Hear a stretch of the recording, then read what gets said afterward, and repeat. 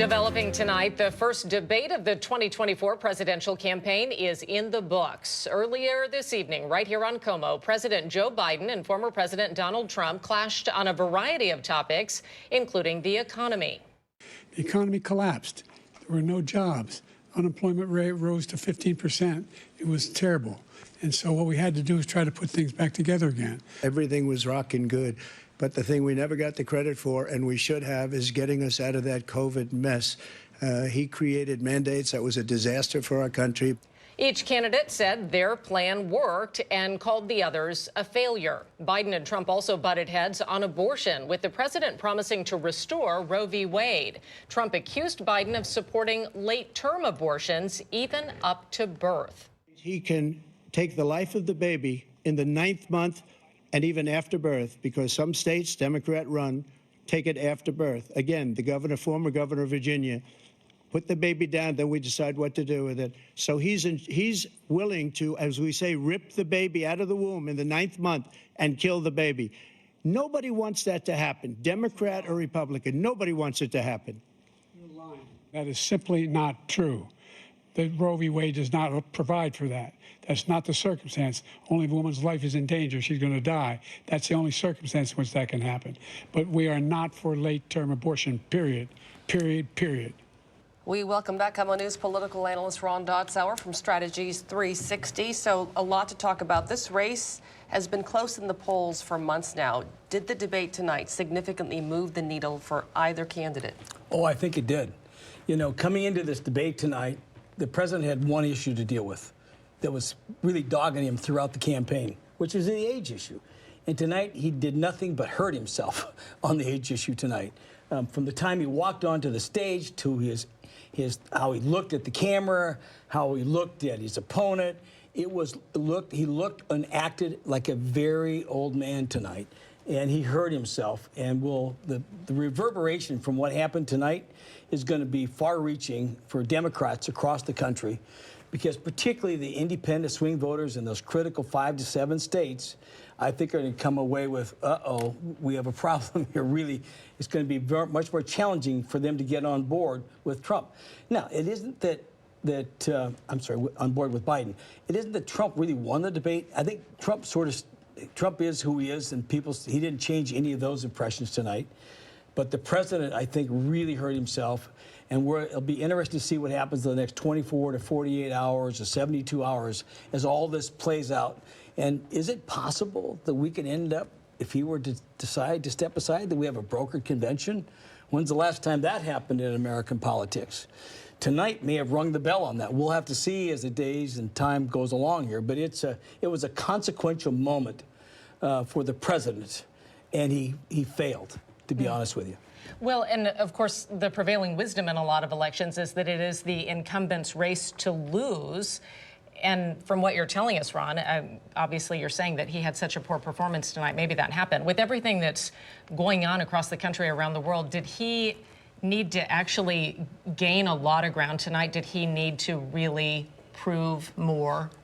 What he needed to show tonight was energy, and that he was on top of the A game, and that he can instill confidence because he felt like he was really in charge. From the tone of his voice to his mannerisms to how he handled himself, he didn't counterpunch as well. He didn't seem as sharp and as quick as I think the American public wanted him to be. And so I think he really, as I said earlier, he's done himself a lot of political damage. And again, 5 months out, still a long time in politics. But having said that, I think what we're going to see in the next few days, in the next week or so, is what does this really mean for the Democrats going forward? And I think there's going to be a lot of introspective and soul-searching going on. Is this the person we really want to go head-to-head with Donald Trump, knowing that he has his challenges and vulnerabilities as well? But can Joe Biden overcome those? And tonight, he did not. I'd like to talk about debates just in general, because we spoke to a lot of voters who saw the debate, and they were, quite frankly, unhappy with what they were left unsatisfied, a lot of them told our reporter at the scene. So given social media, and given all the different outlets that we have nowadays, do you think debates hold the same weight, serve the same purpose in an election year? Well, I think debates, usually they don't it's the opportunity to enhance yourself, but you have to look at the downside, right? Because like a campaign, sometimes debates are more often lost than won. Like campaigns are almost sometimes more lost than won because you've made mistakes. And tonight, the president lost pretty clearly in the court of public opinion. But the debate showed that, okay? So there was a role for this debate tonight. One of his major issues was his age. He didn't pass that test tonight. And so without that debate, maybe the American public wouldn't have seen that. And maybe the other Democrats who are going to be on the phone tonight and tomorrow morning going, what do we do about this issue we got? Because they're going to be concerned down ballot.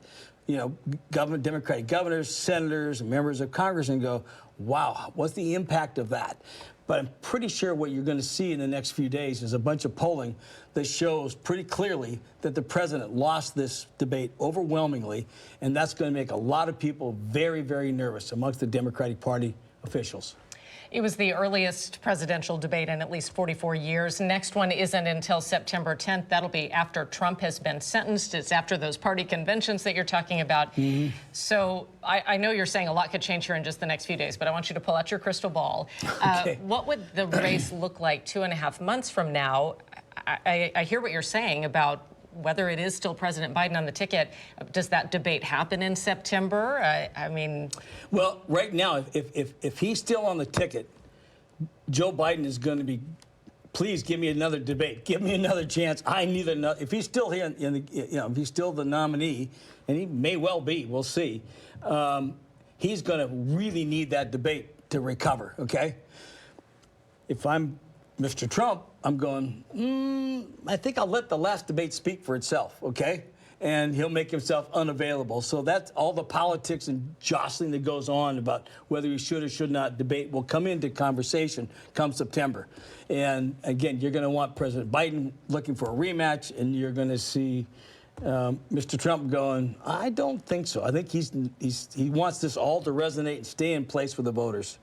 And he'll use some of the tape from tonight, probably, for his own political purposes come the fall. We'll see. We'll see it again. KOMO News political analyst Ron Dotzauer, we always appreciate your insight. Thanks for being here. It's good to be here. Thank you. Appreciate it. Big night. Yes, it is.